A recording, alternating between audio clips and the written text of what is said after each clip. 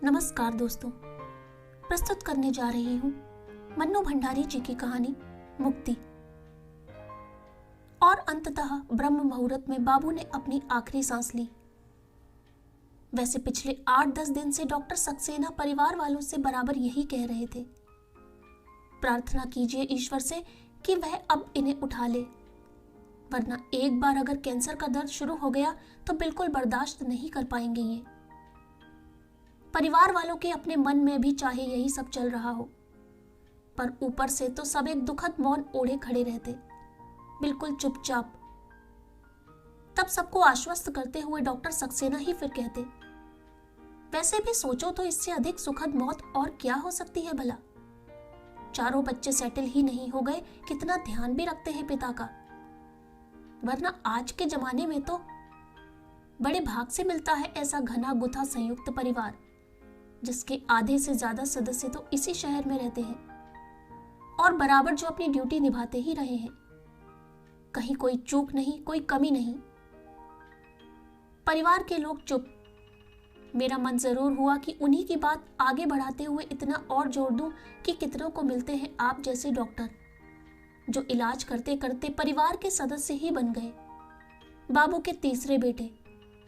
पर कहा नहीं गया। मैं भी परिवार वालों के साथ चुप ही खड़ी रही। और सबसे बड़ी बात तो यह है कि कितनों को नसीब होती है ऐसी सेवा करने वाली पत्नी। मैं तो हैरान हूं उनका सेवा भाव देखकर। आखिर उम्र तो उनकी भी है ही, उसके बावजूद पिछले 8 महीनों से उन्होंने न दिन को दिन गिना, न रात को रात, बस लगातार और बिना वाक्य पूरा किए ही मुड़कर वे जाने लगते। पता नहीं क्यों मुझे लगता जैसे मुड़ते ही वे अम्मा के इस सेवा भाव के प्रति कहीं नतमस्तक हुए हों।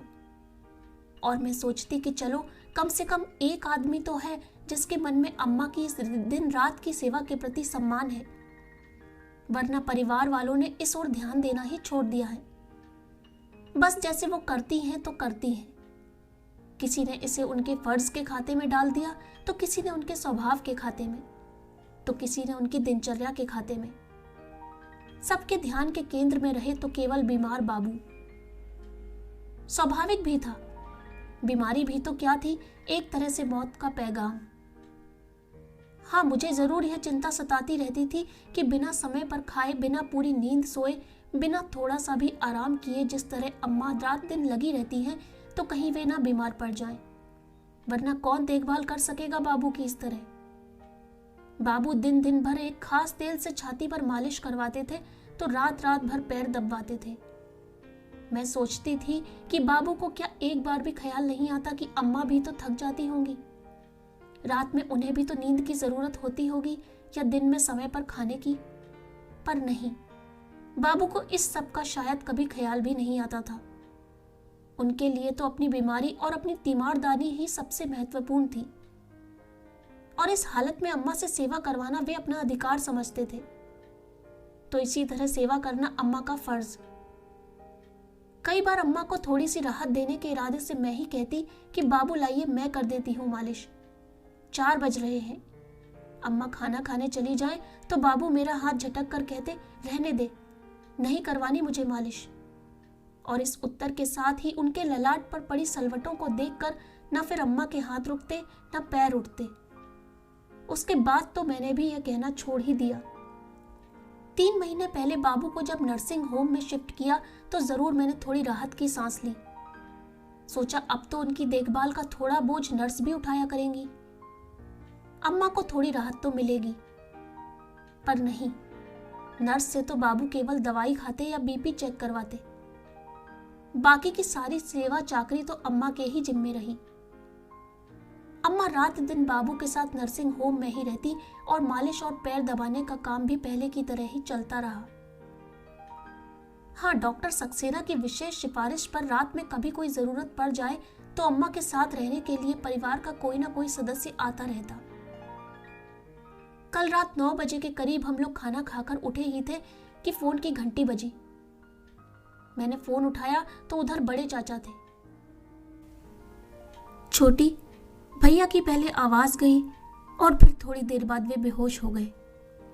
डॉक्टर सक्सेना को बुलाया, उन्होंने आकर अच्छी तरह देखा और फिर कमरे से बाहर आकर इतना ही कहा, बस समझिए कि कुछ घंटे की ही बात और है, आप फोन करके बच्चों को बुला लीजिए। फिर उन्होंने नर्स को कुछ आदेश दिए और चले गए। सो देख, तू फोन करके शिवम को कह दे कि सवेरे की पहली फ्लाइट पकड़कर आ जाए। लखनऊ फोन करके बड़ी को भी कह दे कि वह भी जल्दी से जल्दी पहुंचे। अमेरिका से नमन का आना तो मुश्किल है, पर सूचना तो उसे भी दे ही दे। और सुन, फोन करके तू नर्सिंग होम आ जा, मैं बाहर निकलूंगा, सारी व्यवस्था भी तो करनी होगी। सुना तो मैं ज्यों का त्यों सिर थाम कर बैठ गई। बिना बताए ही रवि जैसे सब कुछ समझ गए। स्नेह से मेरे कंधे पर हाथ रखकर पूछा, नर्सिंग होम चलना है? मैंने धीरे से गर्दन हिलाकर अपनी स्वीकृति दी तो रवि ने पूछा, क्या कहा चाचा जी ने? क्या? बाबू बेहोश हो गए हैं और डॉक्टर साहब ने अच्छी तरह देखने के बाद कहा कि बस कुछ ही घंटों की बात और है। परिवार वालों को खबर कर दो, यानी कि बाबू अब। और मेरी आवाज रुद्ध गई। रवि ने मेरी पीठ सहलाई। तुम तो हिम्मत रखो, वरना अम्मा को कौन संभालेगा? अम्मा की बात सोचकर एक बार तो मैं और विचलित हो गई। क्या गुजरेगी उन पर फिर अपने को संभाल कर उठी और सबसे पहले बंबई बड़े भैया को फोन किया। सारी बात सुनकर वे बोले, थैंक गॉड, बिना तकलीफ शुरू हुए ही शांति से जाने की नौबत आ गई। ठीक है, मैं सवेरे की पहली फ्लाइट लेकर आता हूं, पर देख, सुषमा तो आ नहीं पाएगी। दोनों बच्चों के बोर्ड के इम्तिहान जो है, मैं अकेला ही पहुंचता हूं। वैसे भी सब लोग करेंगे भी क्या? दीदी को फोन किया तो उन्होंने भी इतना ही कहा कि जल्दी से जल्दी आने की कोशिश करती हूं। इसके आगे पीछे ना कुछ कहा ना पूछा। बाबू तो खैर जा ही रहे हैं, अम्मा के बारे में ही कुछ पूछ लेते, पर नहीं, लगा जैसे रस्म अदायगी के लिए आना है, सो आ रहे हैं। हैरान सी मैं गाड़ी में बैठी तो रवि से कहे बिना न रहा गया। रवि, भैया और दीदी की आवाज का ऐसा ठंडापन, जैसे सब इस सूचना की प्रतीक्षा ही कर रहे थे, किसी को कोई सदमा ही ना लगा हो। ऐसा क्यों सोचती हो? याद नहीं कैसा सदमा लगा था उस दिन जब पहली बार डॉक्टर से कैंसर की रिपोर्ट मिली थी? उसके बाद कुछ महीनों तक तो कितनी लगन से बाबू की देखभाल और तीमारदारी चलती रही थी। शुरू के 4 महीनों में तो 2 बार तो बंबई से बड़े भैया आए, एक बार अमेरिका से छोटे भैया भी आए। उन्होंने तो बीमारी का सारा खर्च उठाने का जिम्मा भी लिया, वरना आज बाबू क्या नर्सिंग होम का खर्चा उठा पाते? फिर यहाँ रहने वाले परिवार के दूसरे लोग भी तो रोज हाजिरी बजाते ही रहे थे। हाँ, समय के साथ साथ जरूर सब कुछ थोड़ा कम होता चला गया, जो बहुत स्वाभाविक भी था। मैंने सोचा ठीक ही तो कह रहे हैं रवि, दूसरों की क्या कहूं, मैं खुद अब कहाँ पहले की तरह 4-4, 5-5 घंटे आकर बाबू के पास बैठती रही हूं। इधर तो 2-2 दिन छोड़कर भी आने लगी थी। शायद यही जीवन की नंगी सच्चाई है कि जैसे जैसे बीमारी लंबी खिंचती चलती है, फर्ज के तौर पर ऊपर से भले ही सब कुछ जैसे तैसे घिसटता रहे, पर मन की किसी अनाम परत पर उस अघट के घटने की प्रतीक्षा भी नहीं चलती रहती। शायद इसलिए मौत की सूचना ने सदमा नहीं, राहत ही पहुंचाई सबको। फिर भी कम से कम मेरे मन में चलने वाली हर बात, हर सोच को अच्छी तरह समझने वाले रवि का एक हाथ मेरी पीठ सहलाने लगा। Relax Shivani, relax. इस समय सब बातों से ध्यान हटाकर तुम केवल अम्मा की बात सोचो। अभी तो तुम्हें ही संभालना है उन्हें, बाकी सब लोग तो बाबू में लग जाएंगे, पर अम्मा पर जो गुजरेगी। जानती हूं, लंबी बीमारी ने जहां अंतरंग से अंतरंग संबंधों के तार भी रेशे रेशे करके बिखेर दिए, वहां एक अम्मा ही तो जुड़ी रही हैं उनसे। उतने ही लगाव, उतनी ही निष्ठा के साथ रात दिन सेवा करती रही उनकी। कितनी अकेली हो जाएंगी वे, कैसे झेलेंगी इस सदमे को। गाड़ी रुकी तो लगा, अरे नर्सिंग होम आ ही गया। समझ ही नहीं पा रही थी कि कैसे सामना करूंगी अम्मा का। जैसे तैसे हिम्मत जुटाकर ऊपर चढ़ी तो हैरान, अम्मा वैसे ही बाबू के पैर दबा रही थी। मुझे देखते ही बोली, अरे छोटी, तू कैसे आई इस बखत? समझ गई कि चाचा अम्मा को बिना कुछ बताए ही बाहर निकल गए। मैंने भी अपने को भरसक सहज बनाकर ही जवाब दिया, चाचा का फोन आया था, उन्हें किसी जरूरी काम से बाहर जाना था, सो उन्होंने मुझे तुम्हारे पास आकर बैठने को कहा तो आ गई। अम्मा का सामना करना मुश्किल लग रहा था, सो यूं ही मुड़ गई सामने टिफिन दिखाई दिया तो पूछ बैठी, 12 बजे तुम्हारे लिए जो खाना भिजवाया था खाया या हमेशा की तरह टिफिन में ही पड़ा है? कैसी बात करे है छोटी, कितने दिनों बाद तो आज ऐसी गहरी नींद आई है इन्हें। पैर दबाना छोड़ दूंगी तो जाग नहीं जाएंगे, और जो जाग गए तो तू जाने है इनका गुस्सा। देखा नहीं कैसे लातें फटकारने लगे हैं ये। सो दबाने दे मुझे तो तू, खाने का क्या है, पेट में पड़ा रहे या टिफिन में, एक ही बात है। कैसा तो डर बैठ गया है अम्मा के मन में बाबू के गुस्से का कि उन्हें सोता जानकर भी वे पैर दबाना नहीं छोड़ रही। पिछले कई महीनों से तो यही स्थिति हो गई है कि उनकी खाना टिफिन में पड़ा रहे या पेट में, उन्हें कोई फर्क नहीं पड़ता। और इस सब के लिए उन्होंने न कभी कोई किसी से शिकायत की न गुस्सा। गुस्सा करे भी तो किस पर? गुस्सा करना नहीं, बस जैसे गुस्सा झेलना ही नियति बन गई थी उनकी।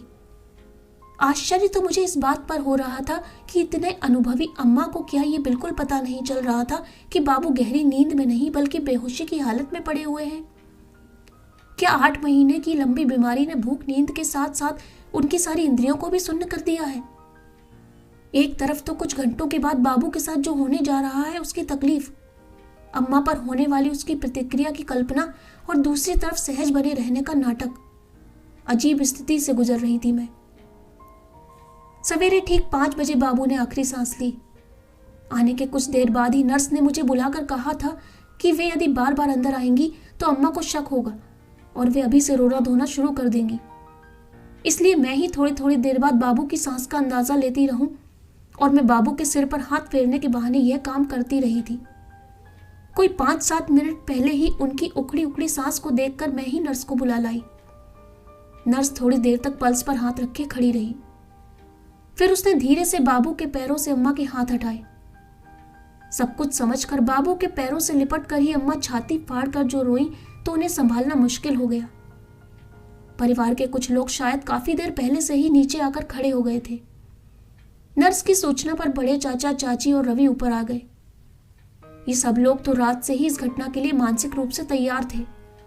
नहीं थी तो केवल अम्मा, तो उन्हें संभालना मुश्किल हो रहा था। चाची ने सुवाई आंखों से अम्मा की पीठ सहलाते हुए कहा, धीरज रखो भाभी, धीरज रखो। पर अम्मा ऐसी ही रही और रोते रोते फिर जो चुप हुई तो ऐसी चुप मानो अब उनमें रोने की ताकत भी न बची हो। हथेलियों में चेहरा ढांपे वे बाबू के पैताने जस की तस बैठी रही। थोड़ी देर बाद नर्स के इशारे पर चाची, रवि और मैंने उन्हें उठाया तो उठना तो दूर उनसे हिला तक नहीं गया। मैं हैरान, अभी कुछ देर पहले ही जो अम्मा पूरे दमखम के साथ बाबू के पैर दबा रही थी उनसे अब हिला तक नहीं जा रहा था। गए तो बाबू थे, पर लगा जैसे जान अम्मा की निकल गई हो। घर लाकर उन्हें बाबू के कमरे में ही बिठा दिया। वे जमीन पर दीवार के सहारे पीठ टिकाकर बैठ गईं, बिल्कुल बेजान सी। बाकी सब लोग बाहर चले गए, बस मैं उनके साथ बैठी रही, यह तय करके कि अब मैं यहां से हिलूंगी तक नहीं। बाहर इस अवसर पर होने वाली गतिविधियां अपने ढंग से चलती रहीं। बड़े भैया 10 बजे की फ्लाइट से आए और एयरपोर्ट से ही सीधे नर्सिंग होम चले गए। दोनों चाचियां घर की व्यवस्था करने में लगी रहीं। 11:30 बजे के करीब दोनों चाचा भैया और रवि बाबू के शव के साथ घर आए, जहां परिवार के लोग पहले से ही इकट्ठा हो गए थे। शव देखकर एक बार जरूर सब फूट पड़े। फिर शुरू हुए यहां होने वाले रस्म रिवाज। पंडित जी जाने कौन कौन से श्लोक बोलते पढ़ते रहे और साथ ही साथ कुछ करते भी रहे। फिर बाबू के पैर छूने का सिलसिला शुरू हुआ तो सबसे पहले अम्मा, दोनों चाची और मैं किसी तरह पकड़कर अम्मा को बाहर लाए। हाथ जोड़कर अम्मा ने बाबू के पैरों में जो सिर टिकाया तो फिर उनसे उठा ही ना गया। हम ही लोगों ने किसी तरह उन्हें उठाकर वापस कमरे में ला बिठाया और मैं पैर छूने की रस्म के लिए बाहर निकल गई। लौटी तो देखा अम्मा उसी तरह दीवार में पीठ टिकाए बैठी हैं और उनकी आंखों से आंसू टपक रहे हैं। अम्मा की बगल में बैठकर उनकी पीठ सहलाते हुए मैं सोचने लगी, कैसी विडंबना है। आज अम्मा जिन बाबू के लिए रो रही हैं, कैसी जिंदगी जी है अम्मा ने उनके साथ। बाबू की हर जरूरत, उनकी छोटी से छोटी इच्छा को भी पूरा करने के लिए सदैव तत्पर। जरा सी चूक होने पर उनके क्रोध के भय से थरथर कांपती अम्मा के जाने कितने दृश्य मेरी आंखों के सामने से गुजर गए और मैं रो पड़ी। पर इस समय यह रोना बाबू के लिए नहीं, अम्मा के लिए था। मेरा मन हो रहा था कि अम्मा किसी तरह थोड़ी देर सो लें, पर अम्मा तो लेटने तक को तैयार नहीं थी। शाम 5 बजे के करीब सब लोग लौटे। नहाना धोना हुआ और तब बड़े भैया अम्मा के पास आकर बैठे। सबसे पहले उन्होंने हाथ जोड़कर ऐसी शांत मृत्यु के लिए ईश्वर को धन्यवाद दिया। फिर अम्मा की पीठ सहलाते हुए आश्वासन में लिपटे सांत्वना के कुछ शब्द बिखेरे। फिर हिम्मत और धीरज रखने के आदेश देते रहे। वे और भी जाने क्या कुछ बोलते रहे, पर अम्मा बिल्कुल चुप। उनसे तो जैसे अब न रोया जा रहा है न कुछ बोला जा रहा है। देर शाम की गाड़ी से दीदी आई और जोर जोर से रोते हुए ही अम्मा के कमरे में घुसी। हाय अम्मा, मैं तो बाबू के दर्शन भी नहीं कर सकी। अरे मुझे पहले किसी ने खबर की होती तो जल्दी आती। अरे बाबू, हाय अम्मा। मैंने ही उन्हें चुप कराकर जैसे तैसे कमरे से बाहर भेजा। मैं नहीं चाहती थी कि अब कोई भी अम्मा के पास आए। वे किसी भी तरह थोड़ा सो लें, पर यह संभव ही नहीं हो पा रहा था। रात में सारे दिन के भूखे लोगों ने डट कर खिचड़ी खाई। मैं जल्दी से अम्मा की प्लेट लगाकर लाई और बराबर मनुहार करती रही कि अम्मा कुछ तो खा लो, कल सारे दिन भी तुमने कुछ नहीं खाया था। पर अम्मा ना कुछ बोली ना खाया। मेरे बराबर आग्रह करने पर उन्होंने बस किसी तरह हिम्मत करके मेरे आगे हाथ जोड़ दिए। उनके इस नकार के आगे तो फिर मुझसे न कुछ कहते बना न खाते। दूसरे दिन सवेरे 10 बजे के करीब मातम पुरसी का सिलसिला शुरू हुआ। पुरुष लोग बाहर बैठ रहे थे तो स्त्रियां भीतर के कमरे में। सारी औरतें एक तरफ और दूसरी ओर घूंघट काढ़े घुटनों में सिर टिकाए अकेली अम्मा। औरतों में शुरू में थोड़ा रोना गाना चलता और फिर इधर उधर की बातें। कोई बाबू की लंबी बीमारी की बात करता तो कोई उनकी हिम्मत की तो कोई उनके धीरज की। नौकर के इशारे पर मैं आने वालों के लिए पानी की व्यवस्था करने रसोई में चली गई। पानी की ट्रे लेकर बाहर गई तो हर आने वाला परिवार वालों को सांत्वना देते हुए जैसे यही कहता, अरे भाई, यह उनकी मृत्यु नहीं, समझो उनकी मुक्ति हुई। बड़े भागवान थे जो ऐसी जानलेवा बीमारी के बाद भी ऐसी शांति से चले गए। यह तो उनके पुण्य का प्रताप ही था कि ऐसे शुभ मुहूर्त में प्राण त्यागे। कितनों को मिलती है ऐसी मौत। तुम्हें संतोष करना चाहिए कि ना कोई तकलीफ पाई ना दर्द झेला, बस इस जी के जंजाल से मुक्त हो गए। हे परमात्मा, उनकी आत्मा को शांति देना। खाली ग्लासों की ट्रे लेकर मैं फिर रसोई में आई तो बाहर से हड़बड़ाती हुई सी दीदी आई। छोटी अम्मा क्या वहां बैठी बैठी सो रही हैं? ये तो गनीमत थी कि मैं उनके थोड़ा पास ही बैठी थी, सो मैंने उनके हल्के हल्के खर्राटों की आवाज सुन ली। पता नहीं किसी और ने भी सुना होगा तो क्या सोचा होगा। उस समय तो मैंने जरा पास सरक कर उन्हें जगा दिया, पर उनसे तो जैसे नींद के मारे बैठा भी नहीं जा रहा है। तो चलकर बैठ उनके पास और संभाल, वरना फिर कहीं। अम्मा सो रही हैं। मैंने तुरंत ट्रे रखी और कमरे में आई। वहीं बैठी छोटी भाभी को इशारे से बुलाया और उनकी मदद से पास वाले कमरे में लाकर उन्हें पलंग पर सुला दिया और धीरे धीरे उनका सिर थपकने लगी। देखते ही देखते वे सचमुच ही सो गई, शायद एक गहरी नींद में। थोड़ी ही देर में फिर दीदी आई और यह दृश्य देखकर हैरान भन्ना कर बोली, ये क्या, तूने तो इन्हें यहां लाकर सुला दिया और ये सो भी गई। हद है भाई, बाहर तो औरतें इनके मातम में शिरकत करने आई हैं और ये यहाँ मजे से सो रही हैं। कल बाबू गुजरे और आज ये ऐसी। दीदी, मैंने उन्हें वाक्य भी पूरा नहीं करने दिया। आप नहीं जानती पर मैं जानती हूँ। देखा है मैंने कि इन 8 महीनों में कितने बिन खाए दिन और अनसोई रातें गुजारी हैं अम्मा ने। आप तो खैर लखनऊ में बैठी थी, पर जो यहाँ रहते थे, जिन्होंने देखा है यह सब, उन्होंने भी कभी ध्यान नहीं दिया अम्मा पर। और तो और रात दिन जिन बाबू की सेवा में लगी रहती थी, उन्होंने भी कभी नहीं सोचा कि वे आखिर कभी थकते भी होंगी। नहीं, बस जरा सी चूक होने पर कितना गुस्सा आते थे अम्मा पर कि वे थरथरा जाती थी। दीदी समझ लीजिए, आपकी इन 8 महीनों में पूरी तरह निचुड़ गई हैं अम्मा। आज ना उनमें बैठने की हिम्मत है न रोने की। परिवार की सारी औरतें तो बैठी ही हैं बाहर, आप भी जाकर वहीं बैठिए। कह दीजिए उनसे कि अम्मा की तबीयत खराब हो गई है, वे बैठने की हालत में नहीं है। मेरी बात मेरे तेवर देखने के बाद दीदी से फिर कुछ कहते तो बना ही नहीं। बस इतना ही कहा, हम तो बैठ ही जाएंगे पर, और वे निकल गई। मैंने उठकर दरवाजा बंद कर दिया और दूसरी ओर की खिड़की खोल दी जो बाहर की ओर खुलती थी। खिड़की खोलते ही बाहर से आवाज आई, यह दुख की नहीं तसल्ली की बात है बेटा। याद नहीं डॉक्टर साहब ने क्या कहा था, भगवान ने आखिर इन्हें समय से मुक्त कर ही दिया। मैंने घूम कर अम्मा की ओर देखा कि इन आवाज़ों से कहीं वे जग न जाएं, पर नहीं, वे उतनी ही गहरी नींद में सो रही थी, एकदम निश्चिंत।